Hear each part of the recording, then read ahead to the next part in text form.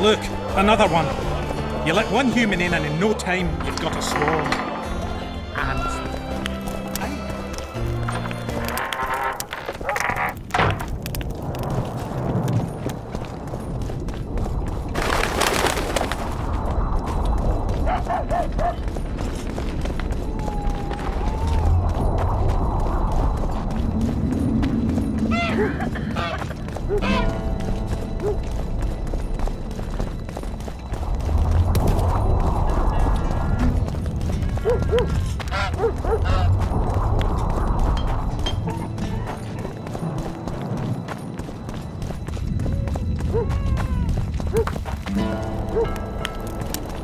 Hello, Witcher.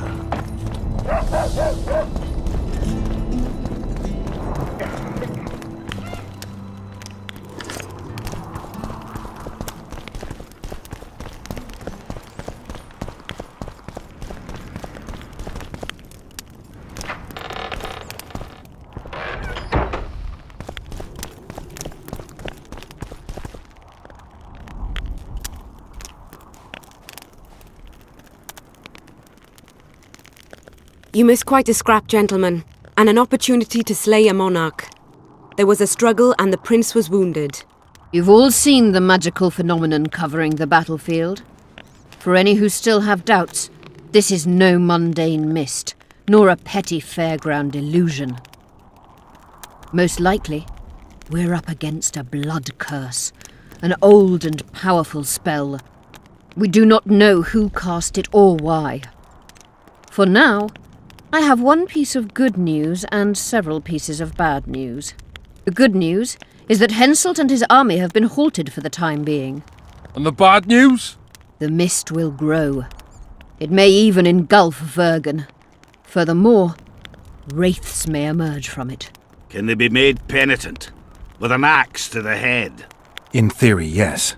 But I would suggest putting your faith in a silver weapon. Furthermore, the ghosts will weaken as they move away from the mist.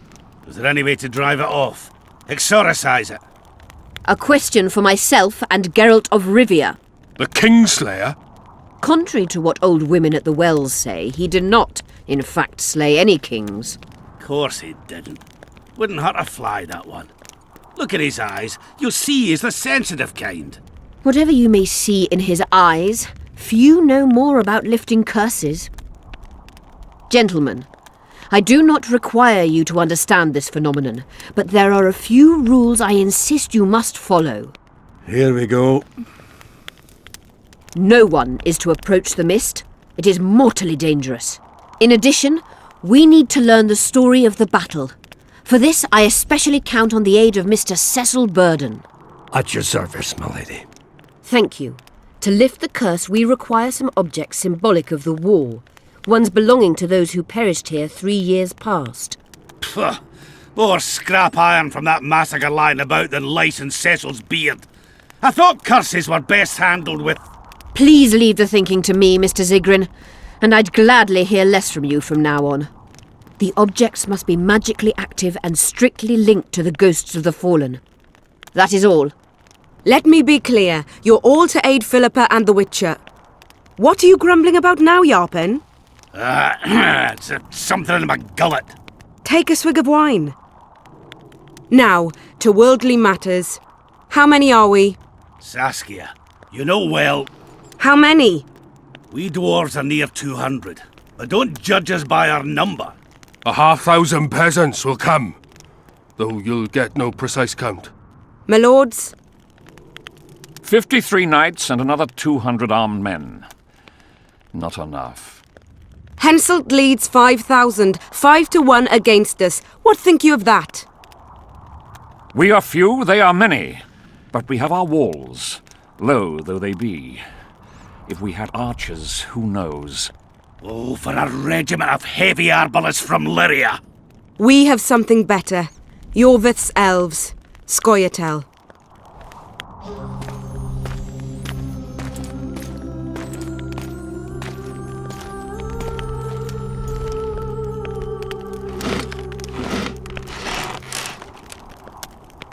Gentlemen, I give you Iorveth. What do you seek here, murderer? 100 of the North's best archers await your orders, Dragon Slayer. You wished for archers? Here they are. I take no pleasure in fraternising with elves, but even a shit-coated stick can be a weapon. He burned down the villages of many in my horde. The free peasantry is one thing, but a criminal with a price on his head in all the Northern realms? This is too much. Saskia, say the word and we'll depart. Hear me out. Iorveth came to fight for me. I trust him, and I know that he'll stay the course. Just like each of you. How could you know that? He's an elf! Treason runs in his veins! He's been fighting humans for a century. But for the first time in scores of years, his fight makes sense. The Scoia'tael know no peace.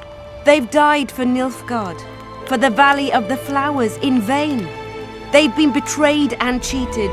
Now they have a new goal. The Pontar Valley could be the first state where no man would have to fear elven arrows when venturing beyond city walls. And elves and dwarves wouldn't live in ghettos or on reservations. First, however, we have a battle to win. You know who we're up against. It's a splendid army, brave and well-led. They cannot be scared off or routed. They have to be killed. I want Iorveth to sit at the same table as we do. I want him to kill Cadweni for us. And I assure you that he'll do so with a smile, if only you let him. If I'm to see a smile on that skinny face, I'm in. Iorveth stays. Bloody hell! Father's turning in his grave, but a must's a must. I say aye. Nay. You killed my men, Elf. Remember them? If I hadn't killed them, they'd have killed me. All right. For the sake of better times, and for Kedwin's doom, aye! Down with the sons of bitches! Cheers!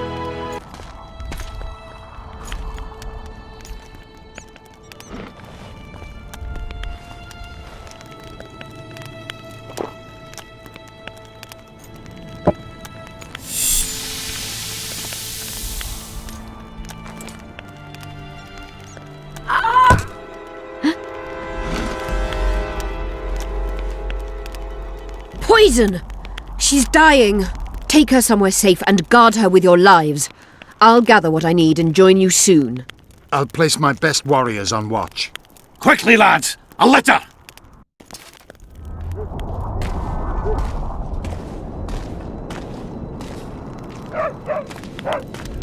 She ceased casting spells.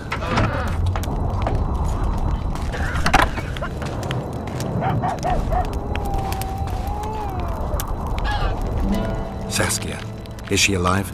In a manner of speaking. I've slowed her life functions as far as possible. Her condition is stable. Do you know the poison? Thaumadur, commonly known as mage pain. It has a terrible reputation. An antidote must exist. What can we do? Treatment will require herbs, magic, and blood. Not ordinary blood, I presume. Correct. We require royal blood. We could use Letho right now. The nearest king is on the other side of the Mist of Wraiths. You misunderstood me. It need not be the blood of a ruling monarch. It is the genotype contained in royal blood that is required. Kings issue from ancient dynasties. Over the ages, to survive, rulers needed exceptional resistance and strength. As royal dynasties rarely admit common blood, the strength of their genes remains great. I shall employ self-healing genetic therapy that will teach Saskia's body how to rid itself of the poison. You'll have her drink human blood. No, I shall inject it directly into her heart. What kind of herbs are we talking about? I'll need a subterranean variety of purple foxglove, known to the dwarves as the Immortelle, and an elven rose of remembrance. Where will we find immortelles? They grow deep beneath the earth, which should not be a problem as Vergen lies on top of a mine. How will they help Saskia? Mage pain wreaks havoc in internal tissues. The Immortelle will help restore them. Triss had a rose of remembrance. She claimed the flowers are exceptional. Long ago, the Enshe who succeeded in cultivating the roses enjoyed great respect, Times have changed. as have elves. There are no elven gardens nearby. We must return to Flotsam. Triss has a rose of remembrance from Flotsam. It's her we need to find. What else do you need to heal Saskia? Thaumadour is a self-perpetuating substance. Any incursion into a cluster of poisoned cells causes an immediate chain reaction. Each tainted cell that is removed is replaced by 10 new tainted cells. To interrupt this reaction, I'll need an ungodly amount of the power. A water or air genie, or one of the 20 legendary rings of power would be best. One to bring them all and in the darkness bind them. Right. And then I'll have to run barefooted to the top of a volcano. All right. Let's forget the rings. I need a vast quantity of the power, no matter the source. Find something. An immortelle, a rose of remembrance, royal blood and magic sounds like a fairy tale. A poor one at that. No prince's kiss to top things off. I wish it were a fairy tale, especially a poor one, as a happy ending would then be inevitable. May I count on your help, Geralt? You may. What about the Battle of Wraiths? I must first see if the spells keeping Saskia alive are in order. Then we'll consider how best to send the spectres to their rest. Actually, you could tend to that yourself. Ask the locals about the battle. Maybe you'll learn something. In that case, I shall search for the poisoner.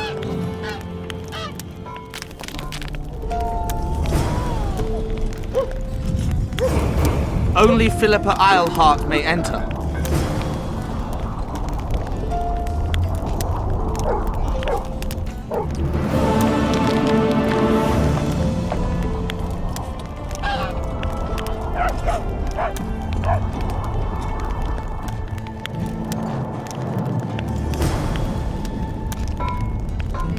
Don't let her die, Vatgir.